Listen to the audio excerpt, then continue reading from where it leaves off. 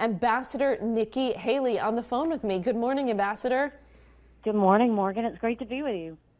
Well, one of the things that we were talking about, Ambassador, all morning long with all of our guests is just how excited all of us were that we actually had a substantive debate last night that was focused on policy, especially on foreign policy, Israel, everything going on around the world. It was clear we all call you Ambassador. You're also a governor as well, but it was clear that you had spent so much time at the United Nations working on these issues.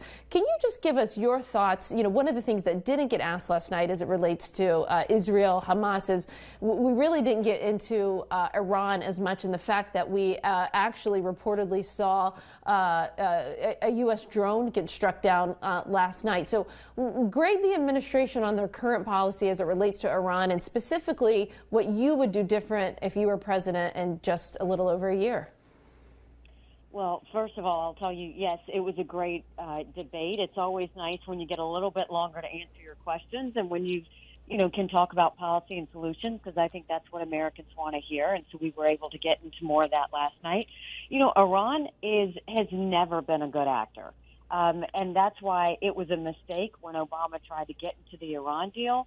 It was a mistake when Biden fell all over himself trying to get back into that deal. The right thing was to get out of the Iran deal. Look, I dealt with this every day at the United Nations, and what I saw was they were continuing to violate UN resolutions over and over again. And when Biden went soft on the sanctions, what happened was when we got out of the Iran deal, we decimated their economy. And so they didn't have the money to do this terrorist activity. And so when Biden started loosening sanctions, all of a sudden, what happens? You've got China going and getting oil from them, flushing them with money. You've got Russia getting drones and missiles from them, flushing them with money. And their terrorist activity then once again took over. And so when you look at October 7th, understand that we talk about Hamas. It was Iran that gave the green light, because there would be no Hamas without Iran. And so now we see they're also, Hezbollah is starting to do some strikes. You see the Houthis are starting to do strikes. That is Iran at work. But what's really concerning is what's happening to our military men and women in Iraq and Syria. That, too, is Iran at work. And the problem is we've had over 100 strikes, and Biden hasn't done anything about it. And what he has done is soft. The way to deal with Iran is, first of all, enforce the sanctions, stop the money flow so that they can no longer fuel these terrorists. That has to happen. The second thing is go and hit them where these strikes are coming from. Take out their infrastructure where this is happening so that they can't do it in Syria and Iraq. The best way to deal with Iran is with a big punch.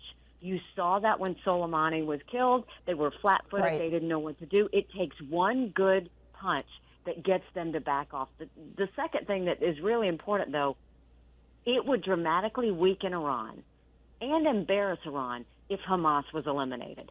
That's why we really need to have Israel's back when it comes to this. They need to eliminate Hamas once and for all. That is what Iran is fearful of. That's why they're doing these strikes, is to get Israel and America to back off of Hamas. We shouldn't do that. We should double down and give Israel everything that they need. Listen, I totally agree with you. I've lived and worked in and out of the Middle East since 2007 when I first went to Baghdad. And you know this from your time at the UN. That is a region that understands strength. And I was interviewing Senator Langford from Oklahoma the other night at a Joni Ernst event. And one of the things that Senator Langford said to me that was troubling is when he is talking to Middle Eastern ambassadors, they said the impression on the Arab Street is that Hamas is strong, right? They were able to do something that nobody thought you could do, which is to kill 1,400 Israelis. What are your thoughts on that? I mean, I saw this every day at the United Nations. The one thing the Arab countries didn't want was a strong Iran, because they know that Iran is a threat. And the biggest, the one important thing that we should do is we should really pull in these Arab countries and talk to them about the fact that if Iran gets stronger, if Hamas wins, if Hezbollah keeps this up, if all of this terrorist activity happens, that will hurt their economy in a big way. They're all trying to fuel their economy. We see what Saudi Arabia is doing now, but they also have dealt with the terrorist activity from Iran. We saw Saudi Arabia spent years fighting the Houthis in Yemen. And, and the Houthis turned around and did strikes on an airport in Saudi Arabia. They know what this is. So they are concerned about Iran getting strong. It's the reason why none of them wanted us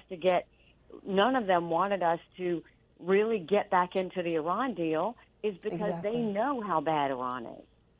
Well, Ambassador, I have said all morning long that it was a serious, substantive debate. Talking about policy, foreign policy made me really happy as a foreign policy person. And I've tried not to get into the tit for tat, but I got to tell you, as I said to Dominic, I almost lost my religion whenever one of your competitors talked about your daughter. As the mom of a daughter, I could say that you handled that so much better than I would have, because, I'm from the South. I would have taken off those high heels. That's all I got to say. Listen, I thought about it.